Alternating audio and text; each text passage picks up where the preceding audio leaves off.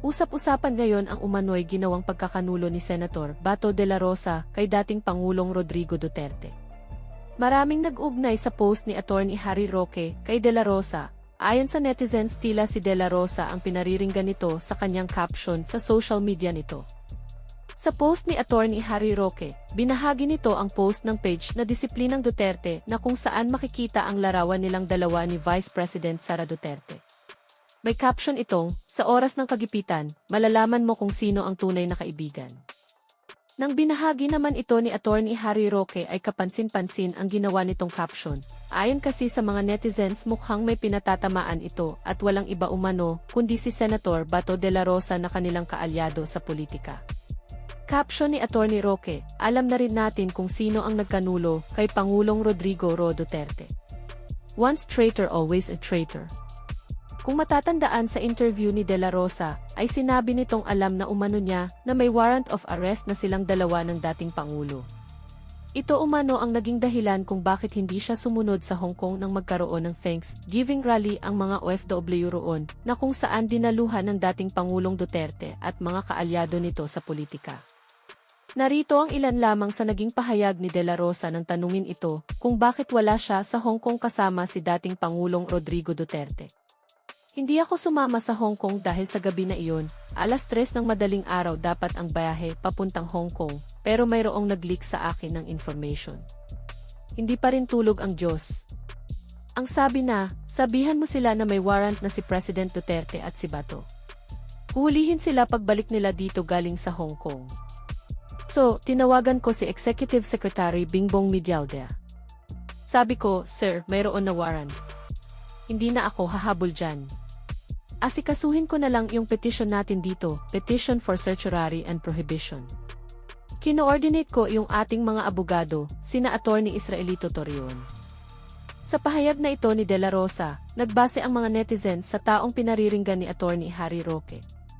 Ayon kasi sa ilan ay minsan na din umanong trinaidor ni De La Rosa ang isa sa kasamahan nito sa Senado na si Senador Zubiri. Nang kabilang siya sa mga bumoto na tanggalin sa pagkapresidente ng Senado si Zubiri at hindi iyon inaasahan ni Zubiri dahil malapit silang dalawa ni De La Rosa.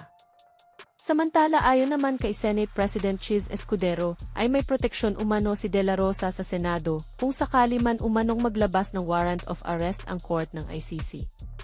Sinabi ni Escudero na bilang pinuno ng Senado, hindi niya papayagan na arestuhin ang isang mambabatas sa loob ng mga grounds ng Senado at ipaglalaban niya ang karapatan ng mga miyembro ng legislative. About Senator Bato de la Rosa, nagkausap na po ba kayong dalawa? Nagkausap kami. Humihingi siya ng anong favor or tulong ang hinihingi niya sa Ang kinuwento ko sa kanya at sinabi ko sa kanya, ang siyang sasabihin ko rin ngayon. Meron kaming summary ng mga kaganapan dito sa Senado noong mga nagdaang panahon na may mga akusadong senador o senador na inakusahan ng iba't ibang krimen. Kung maalala nyo, kaugnay ng rebellion complex with murder ng laban kay dating Senador JPE, Senator Enrile. Yung kaso laban kila Senators Enrile, Revilla at Estrada. Yung kaso laban kay Senator Lacson. Yung kaso laban kay Senator De Lima. Yung kaso laban kay Senator Trillanes. Ito yung iba't ibang sitwasyon kinaharap ng Senado kung saan may kaso laban sa kanila. At ang naging pasya ng Senado ay ito. Hindi nakabase sa batas, pero nakabase sa tinatawag na institutional courtesy. Hindi papayagan ng Senadong arestuhin ng sinumang miyembro niya sa loob ng Senado. Lalo na kung merong sesyon. Ang pinakamatagal na namalagi dito sa Senado ay si Senator Trillanes na namalagi dito ng humigit kumulang 25 araw. Bibigay ko sa inyo yung history sa mga nagdaang panahon para may reference kayo. Dagdag pa dito.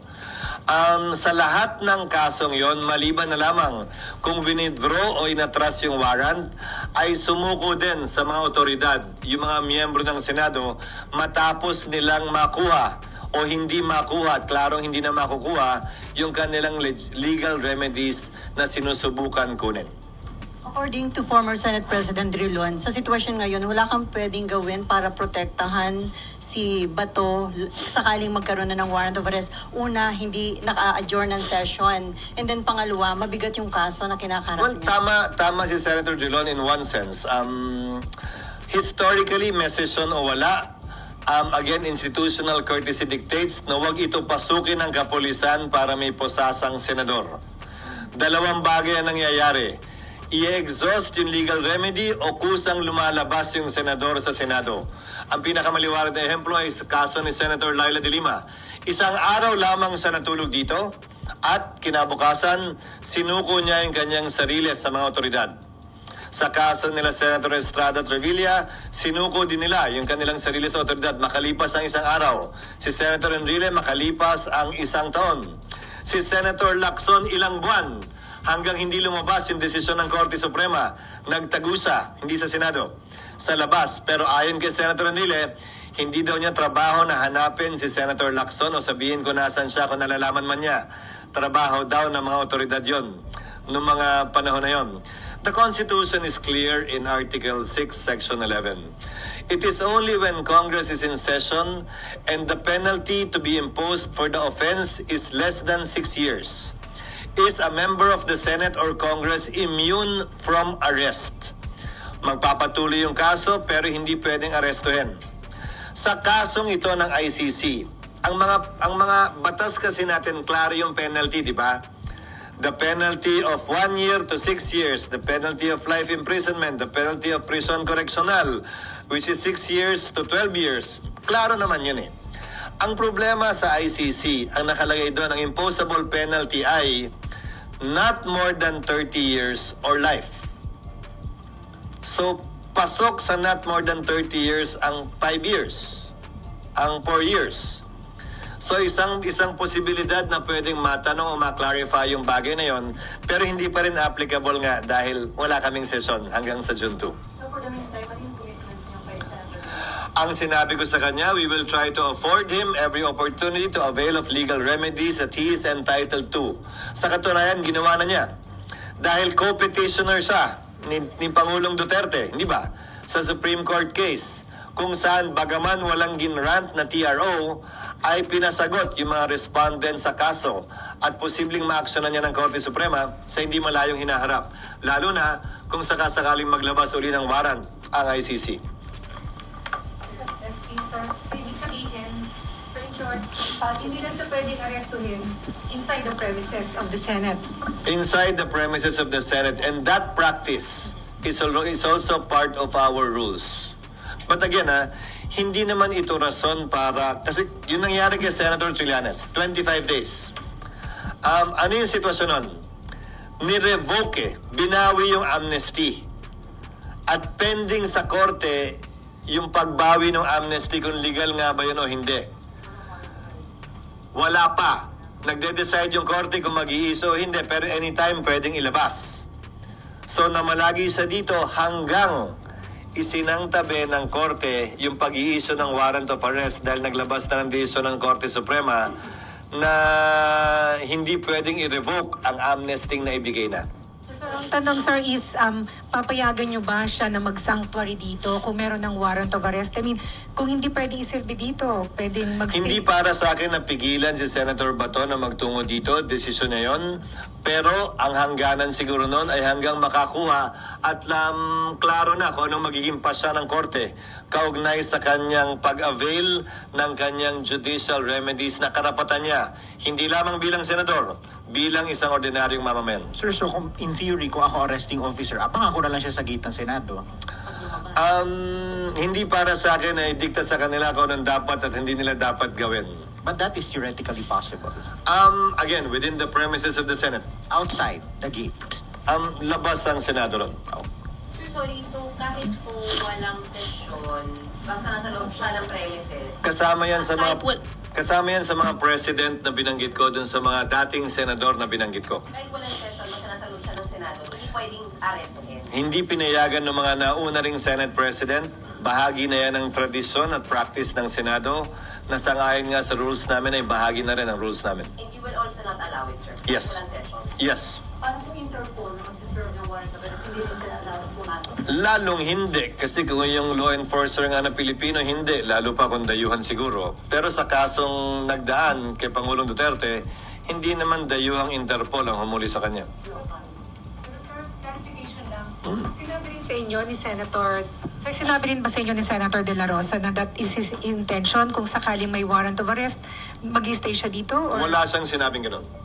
So, Nagtanong lamang siya ng iba't ibang options na pwede sa kanya. like, sir, Iba't ibang options na pwede sa kanya di kaugnay ng Senado. Hindi ako isa sa mga abogado niya para magbigay ng suggestion maliban sa pwedeng magawa o gawin ng Senado, at hindi rin para sa akin na sabihin ko ano yung mga options na nabanggit niya, nasa sa kanya. sir, parang parang theoretical pa rin naman. So, kung may warrant of arrest, pili niya magstay dito, papayagan niyo ba yun? Wouldn't it be bad for the Senate as in an institution na merong magtatagal magstay dito dahil ayaw masilbihan ng warrant of Again, arrest? tradisyon yan at rule yan na bahagi na ng Senado dahil naging practice ng Senado bilang pagtatanggol nga sa institusyon at institutional courtesy. Ulitin ko, wala sa batas yan pero nasa rules ng Senado at institutional courtesy lamang yan. Hindi naman sa habang panahon hanggat mabigyan siya ng sapat na panahon na magkaroon ng linaw o pagpapasya yung kanyang judicial remedies. Yung sinabi niyo po na bibigyan yun siya ng tulong para sa legal remedies. What do you mean by that, sir? Tutulungan siya ng mga abogado ng Senate? Hindi. Hindi ko sinabing tutulungan siya hanggang maresolbahan yung kanyang judicial remedies na available sa kanya.